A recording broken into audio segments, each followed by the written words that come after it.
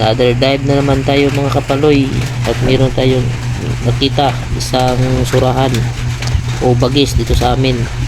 Masarap ito sa inihaw o sinugba. Ang laman nito, grabe ang taba, kaya masarap kainin. At dito na nga sa pangalawa nating dive, meron tayong nakita isang alimasag. At ayun, lumublob sa balas, kaya pinunit ko na lang at baka makatakas pa.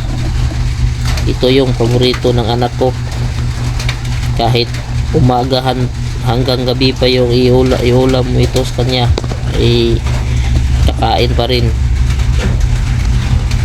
dahil masarap daw. Ito nga ang dagat, malaki yung alon. At ito sa ikatatlong dive ko, meron ako nakita isang mungit, mailap at nagtatago sa madilim. Pag nailawan yun, tumatago, kaya tinira ko na lang. Yun, hindi natamaan, naubusan na kasi ako ng hangin.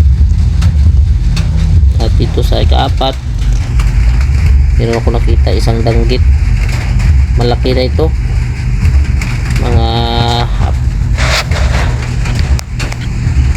palad ang laki.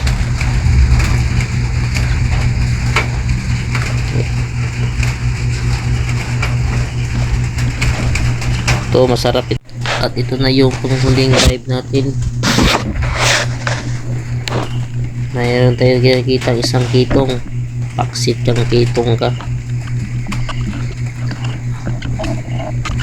Ayun, kumiglas pa.